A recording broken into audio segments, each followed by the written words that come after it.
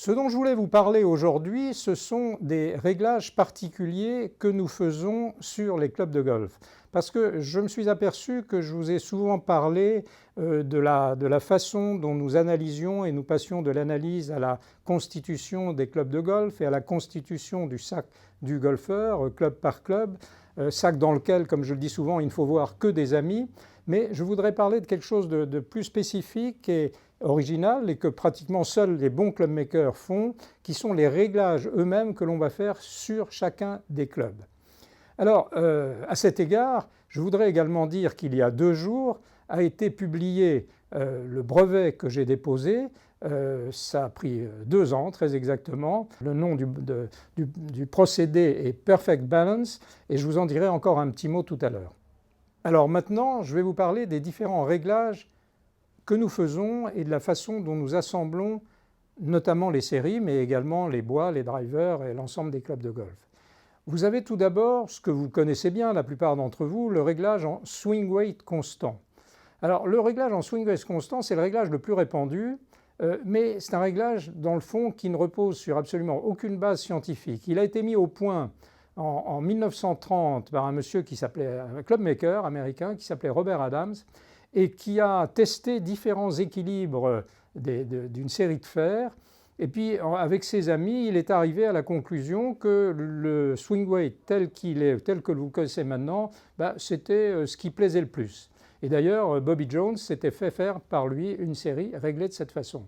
Mais c'est un réglage qui ne tient compte que de l'équilibre statique du club, à partir d'un point situé ici, à 14 pouces du bout.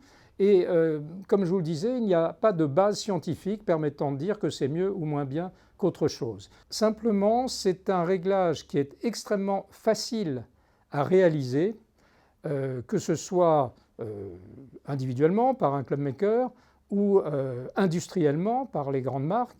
Et c'est ça notamment ce qui a fait son succès, puisque maintenant, depuis 1930, pratiquement, oui, je peux dire, tous les clubs que vous trouvez en magasin et ailleurs sont réglés en swing weight constant.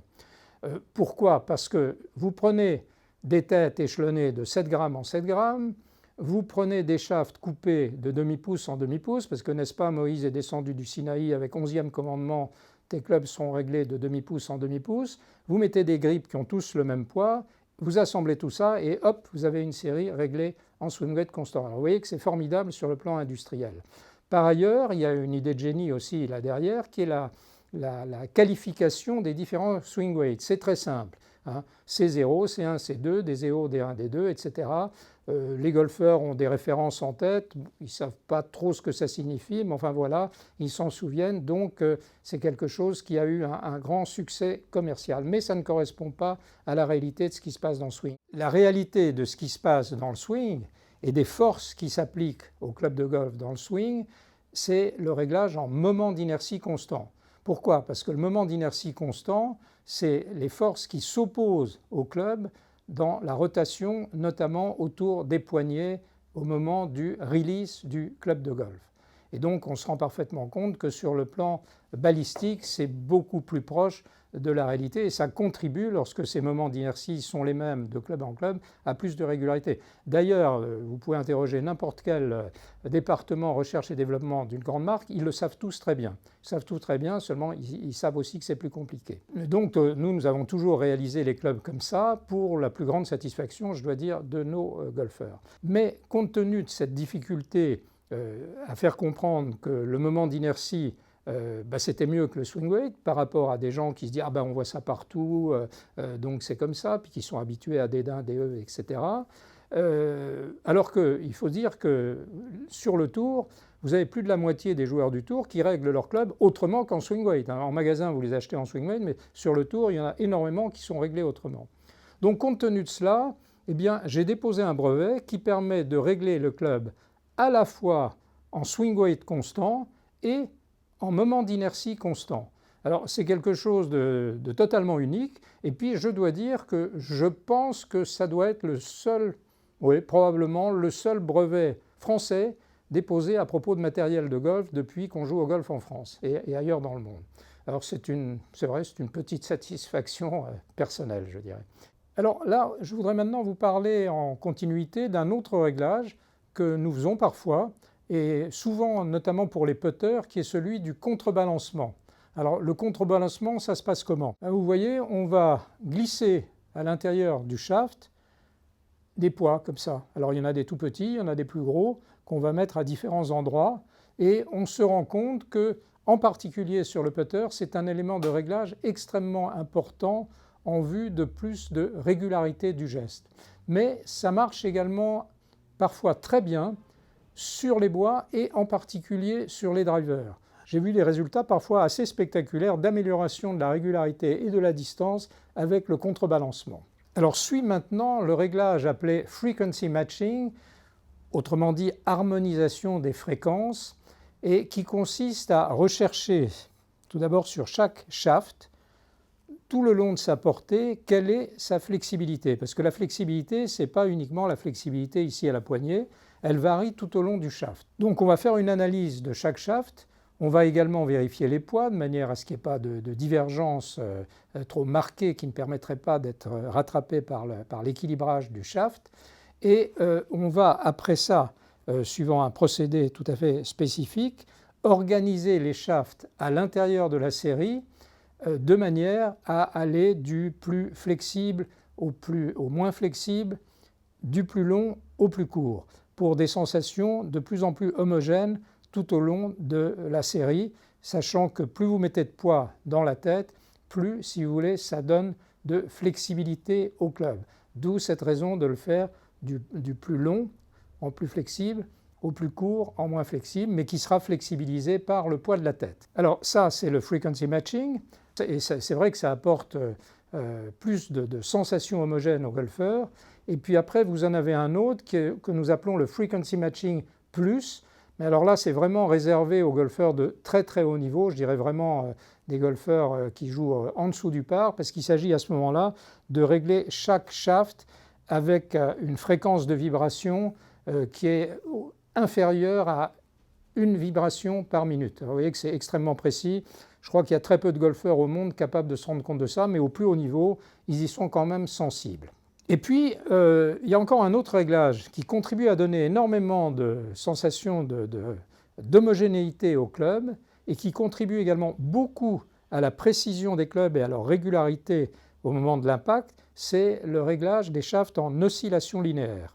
Alors, qu'est-ce que c'est que l'oscillation linéaire? Voyez-vous, au moment toujours le plus crucial, c'est-à-dire au moment du relâchement des poignets, il y a des forces considérables qui s'appliquent à ce moment-là sur le shaft, sur la tête du club et sur le shaft, parce qu'il y a une très très forte accélération. C'est à ce moment-là que se produit le maximum d'accélération.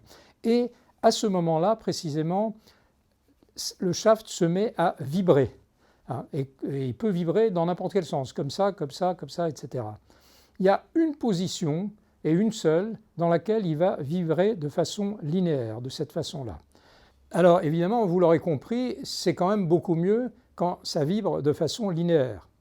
Donc nous allons analyser là encore chaque shaft, nous allons rechercher en le faisant tourner petit pas par petit pas et en projetant avec une lumière laser ce qui se passe à l'extrémité du shaft contre un mur, contre une cible, et nous allons déterminer l'endroit où le shaft va vibrer de façon parfaitement linéaire. Et nous allons donc marquer, si vous voulez, sur chaque shaft l'endroit où il vibre de façon linéaire, et après nous allons le monter de manière que appelons ça cette arête en quelque sorte, soit montée de manière que cela vibre de 3 heures à 9 heures au moment de l'impact. Et ceci donne effectivement, tous les retours que j'ai me le confirment, des sensations beaucoup plus homogènes et beaucoup plus de précision, parce que vous vous rendez bien compte, comme vous voyez sur ce petit extrait d'une vidéo de réglage, que lorsque ça n'est pas réglé, vous pouvez facilement avoir 2 degrés de variation de part et d'autre, et 2 degrés à 100 mètres et plus, je vous garantis que ça fait une grosse différence. Donc voilà pour le réglage en oscillation linéaire. Reste un dernier réglage qui est celui en hauteur constante à l'adresse. Alors la hauteur constante à l'adresse, si vous voulez, c'est quelque chose qui va quelque part se rapprocher de la longueur unique sans être la longueur unique. Mais l'idée est de faire en sorte que le golfeur à l'adresse ait toujours la même posture, qui ne soit pas comme ça sur les petits clubs, comme ça sur les grands clubs, etc.